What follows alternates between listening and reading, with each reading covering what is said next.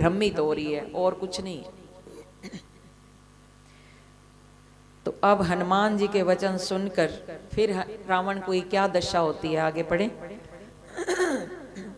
सुनि कपि बचन बहुत खिसियाना, सुनि कपि वचन बहुत खिसियाना, बेगिन हरो मोड़ कर प्राणा, वेग न हरो मोड़ कर प्राणा, सुनत निशाचर मारन धाये, सुनत निशाचर मारन धाये, सचिन भीत विभीषण आए, सचिवन सहित विभीषण आए, सचिवन सहित विभीषण आए, सचिवन सहित विभीषण आए, नाई शीस करि विनय बहुता, नाई शीश कर विनय बहुता, नीति विरोध न मारू दूता, नीति विरोध न मारो दूता, आन दंड कछु करई गुसाई, आन दंड कछु करे गुसाई, सभी कहा मंत्र भल भाई, सभी कहा मंत्र भल भाई, सुनत बेसी बोला दस कंदर, सुनत बेस बोला दस कंदर, अंग भंग करि पट्यो बंदर, अंग भंग कर पठ्य बंदर, अंग भंग करि पट्यो बंदर, अंग भंग कर पठ्यो बंदर। सुनी कपि वचन बहुत खिसियाना। और फिर हनुमान जी के जब ये वचन सुने, हनुमान जी के ये शब्द सुने तो खिसियाना कहते हैं बड़ा क्रोधित हो गया राम, एकदम आग बबला उठा। क्योंकि कोई रावण के दरबार में आकर कह दे कि मृत्यु मेरी नहीं तेरी आई है, तो बोलो रावण की क्या दशा हुई होगी। एकदम बड़ी बड़ी आंखें करके आग बबला होकर कहने लगा, बेगी न हरू मूड कर प्राणा, अभी तक तेरे प्राण जीवित कैसे हैं। अपने राक्षसों से कहने लगा, ले लो इसके प्राण, ये मुझे सिखावन आया है, मुझे शिक्षा दे रहा है, अब ये बच नहीं पाएगा। अभी तक इसके प्राण बचे कैसे हुए हैं, तुमने इसके प्राण ले क्यों नहीं लिए। अपने राक्षसों को आदेश देता है, बेगी न हरू मूड कर प्राणा, इस मूर्ख का प्राण शीघ्र क्यों नहीं हर लेते। अब मूड कह रहा है हनुमान जी को, देखो कितने अपराध कर रहा है रावण।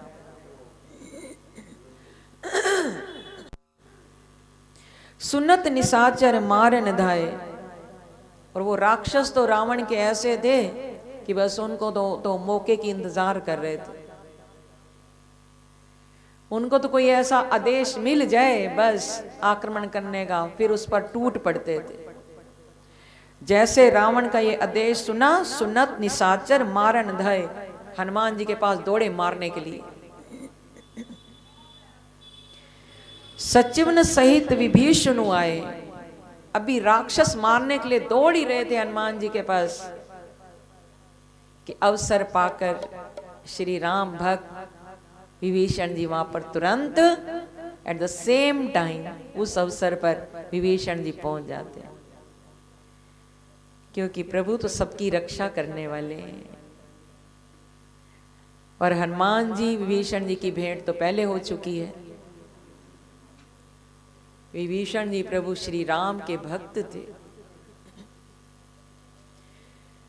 उनकी हर दीवार पर, उनकी दीवार पर राम राम लिखा था। तो कभी सोचा आपने कि जिस राम का नाम कोई ले ले भूल से भी तो रावण को इतना क्रोध आ जाता था। मेरे सामने राम का नाम मत लेना।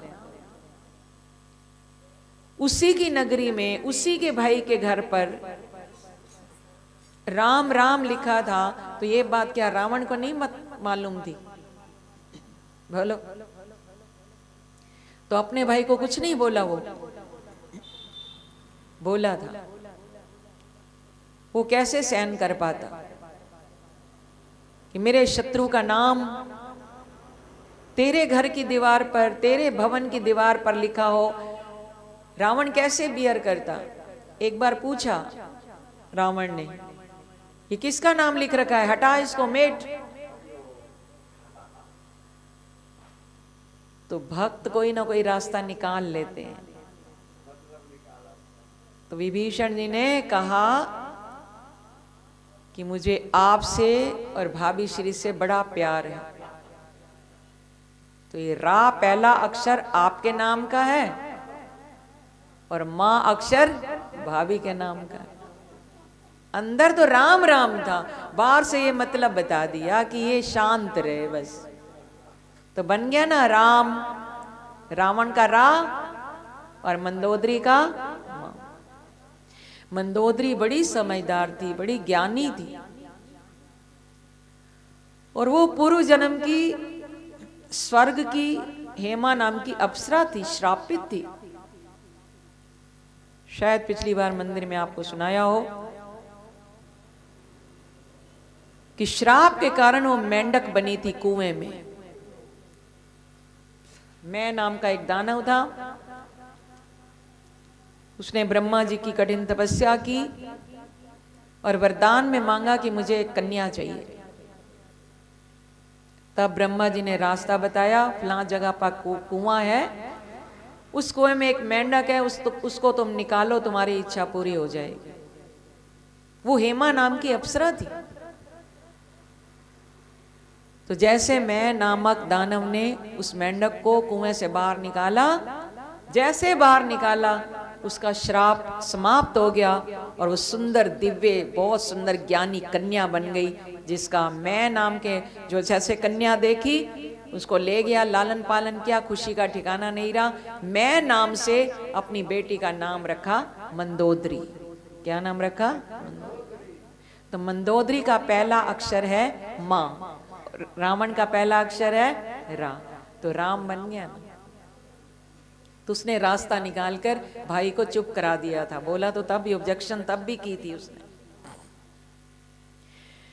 तो ऐसे परम भक्त विभीषण जी उस समय ऐसे टाइम पर पहुंचे जब हनुमान जी को मारने की बात की जा रही थी। तो विभीषण जी ने कहा, आगे की चुपाइयां पढ़ ली हैं, नाई शीस करी विनय बहुता, पढ़ी है ना?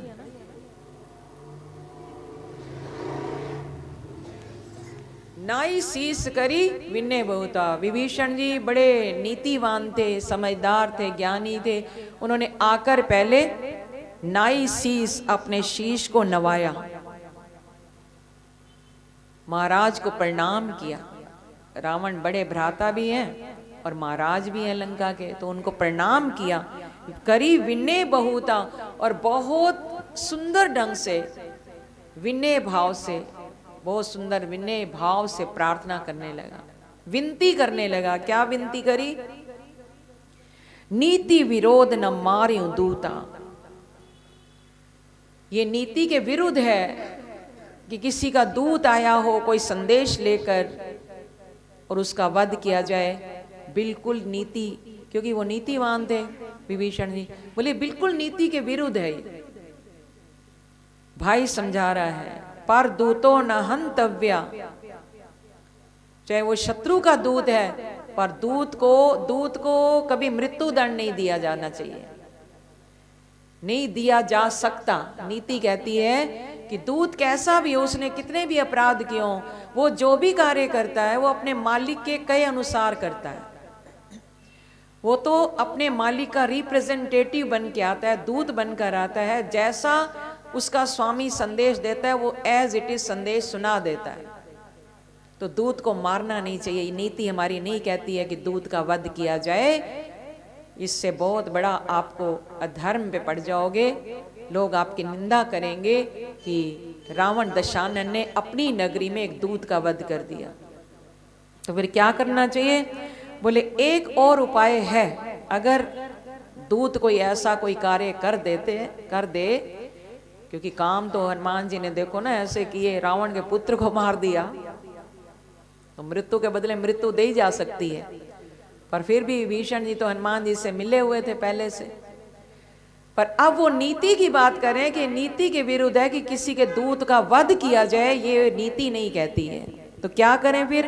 बोले आन दंड कछु करियो गुसाई। हे गुसाई, हे मेरे स्वामी, हे मेरे मालिक, इतना किया जा सकता है कि उस दूत का कोई अंग काट दिया जाए।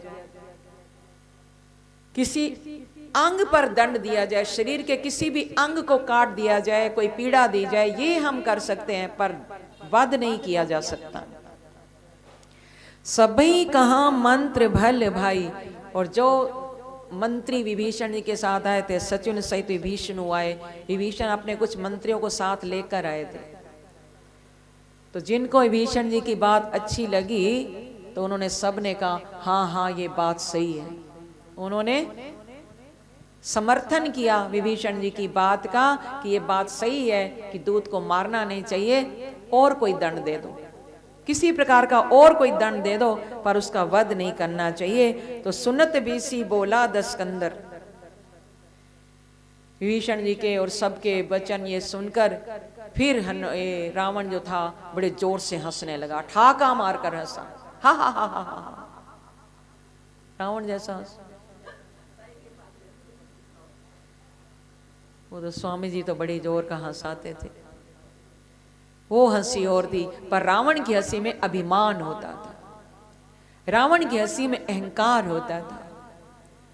मेरे अलावा वो अपने अलावा किसी और को मानता ही नहीं था।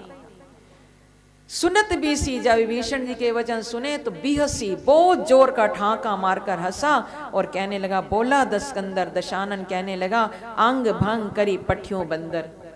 तो फिर इस बंदर के अंग भंग कर देते हैं। तो सोचने लगा कि इस वानर का कौन सा अंग भंग किया जाए। तो सोचा, कपि के ममता पूंछ पर सभी क्यों समझाई। बोर बट बात सुनी पावक देव लगाई। सियावर राम जय जय राम, मेरे प्रभु राम जय जय राम।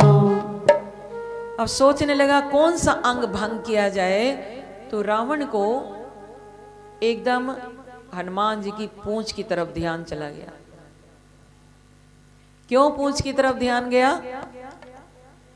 कि उसे एक दिन पहले ऐसे रात्रि में लग रहा था कि मेरे कक्ष में किसी बंदर की पूंछ आ रही है।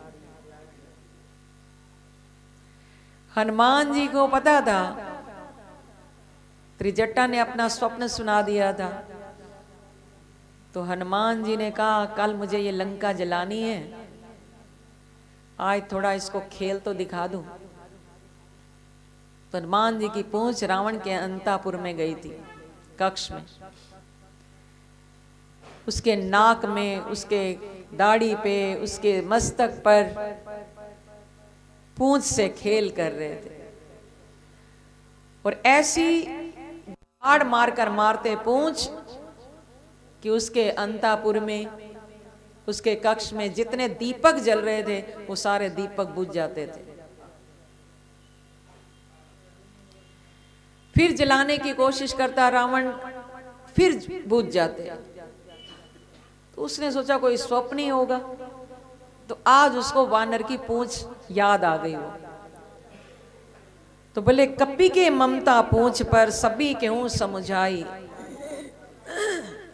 सबको समझाने लगा रावण कि वानर की सबसे अधिक ममता अपनी पूंछ में होती है।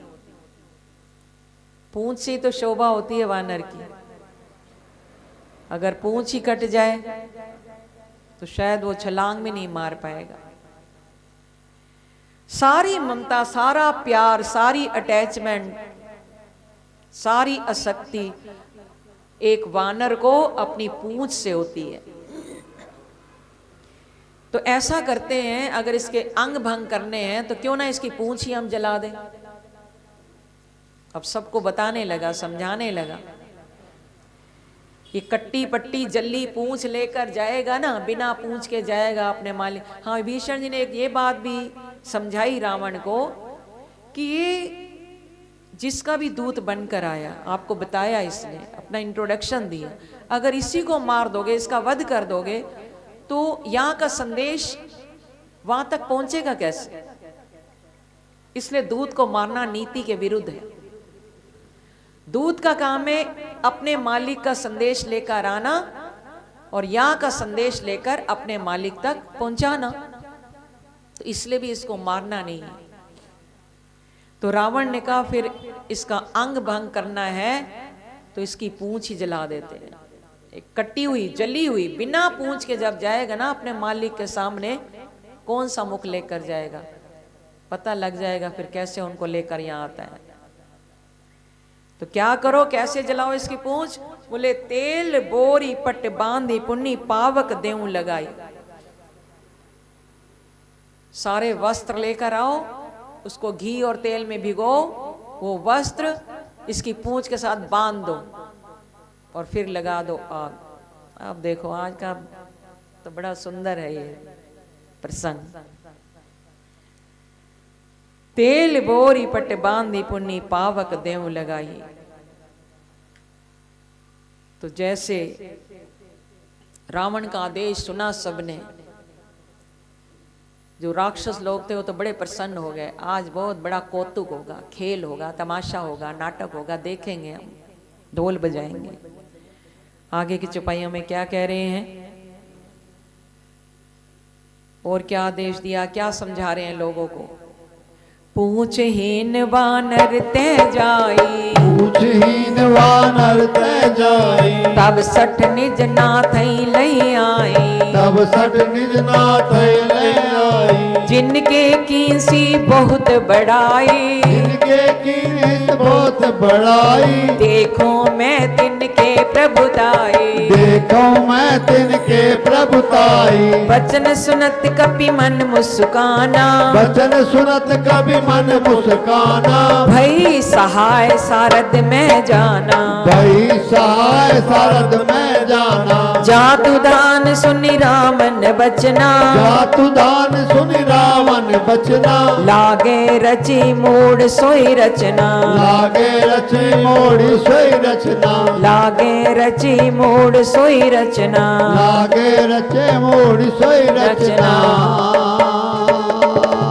क्या समझा रहे हैं रावण? अपने राक्षसों को बता रहे हैं, समझा रहे हैं कि पूंछहीन वानर तय जाई। जहां से आया है ये बिना पूंछ के जाएगा ना तो क्या होगा? तब सठ निज नाथई ले आई। फिर सठ कहकर पुकारा है। सठ का अर्थ है मूर्ख। ये अपने मालिक को यहाँ साथ लेकर आएगा। बिना पूंछ के पहले जाए तो सही, पहुंचे तो सही, फिर अपने मालिक को यहाँ लेकर आएगा। तो ये विहंग एक कटाक्ष के रूप में रावण बोल रहा है, अभिमान के साथ बोल रहा है। पूंछ के बिना जाएगा कैसे? मुख कैसे दिखाएगा और कैसे लाएगा अपने मालिक को यहाँ पर? तो इसका मतलब कुछ हो ही नहीं पाएगा, यहीं का यहीं ये मर जाएगा। जिनके किंसी बहुत बड़ाई, मेरे सामने बहुत समय से खड़े होकर जिनकी बड़ाई करता जा रहा है, करता जा रहा है, करता जा रहा है कि राम की शरण में जा, राम का भजन कर, उनके बल से ही तूने ये राज पाया है, उनके बल से ही तू ये राज्य कर, उनके बल से ही तू त्रिलोकी विजेता हुआ है। बहुत बड़ाई कर ली इसने, अब इसकी पूंछ जलाकर इसको बिना पूंछ के यहां से भेजेंगे। जिनके किंसी बहुत बड़ाई, देखूं मैं तिनके प्रभुताई। जिनकी इसने बहुत बड़ाई की है, मैं उनकी प्रभुता तो देखूं, देखूं तो सही उनकी प्रभुताई क्या है, क्या सामर्थ्य है उनमें, क्या शक्ति है, क्या बल है। तो रावण समझा रहा है अपने राक्षसों को। बचन सुनत कपि मन मुस्काना। जब आदेश दे दिया इसकी पूंछ में आग लगा दो, कपड़ा लपेटो, घी और तेल में भिगो और आग लगाओ। ये वचन जब हनुमान जी ने सुने तो हृदय गदगद हो गया। कोई और होता तो बोलो प्रसन्न होता कोई, पर रावण के वचन सुनकर देखो लिखा है ना यहाँ, वचन सुनत कपि मन मुस्काना। अपने मन में मुस्कुराने लगते हैं। क्या सोचकर कि भई सहाय सारद में जाना।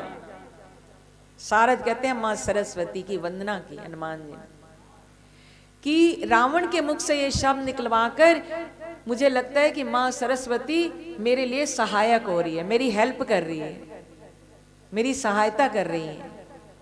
सहायक बन रही है। माँ, हे माँ, मैं आपको प्रणाम करता हूं। ये तो मुझे मारने दौड़ा था, मेरा वध करने के लिए तैयार हो गया था। ये तो माँ सरस्वती की कृपा हुई कि वो वाणी में बैठ गई और रावण के मुख से निकलवाया कि इसकी बंदर की पूंछ में आग लगा दे। तो माँ सरस्वती को याद किया हनुमान जी ने। जातु धान सुनी रामन बचना। और जितने बड़े बड़े बलवान राक्षस थे ना रावण के, तो जब रावण के वचन सुने तो बस लागे रची मूड सोई रचना, वही रचना शुरू कर दी उन मूर्खों ने। अब ये राक्षस मूर्ख है, अज्ञानी है, ना समझ है, पर उनके स्वामी का आदेश था, रावण का आदेश मानकर और सोई रचना, वही रचना शुरू कर दी, यानी प्रबंध करना शुरू कर दिया कि कैसे पूंछ में आग लगाई जाए। तो सबके घरों से तेल लाने लगे, घी लाने लगे, वस्त्र लाने लगे और हनुमान जी की पूंछ को कपड़ों से लपेटने लगे। तो हनुमान जी कोई ऐसे साधारण वानर थोड़ी ना थे, पर हर जीव अपना कर्म बनाता है। कर्मानुबंधिनी मानुष्य लोग, इन कर्मों से वो बचेंगे वो लोग। रावण जो इतने अपमानजनक शब्द कहता है हनुमान जी को, और वो राक्षस लोग अब क्या करेंगे, कैसे लेकर हनुमान जी को लाते मारकर ढोल बजाकर घुमाएंगे लंका की नगरी में, तो कैसा कर्म बनेगा उनका।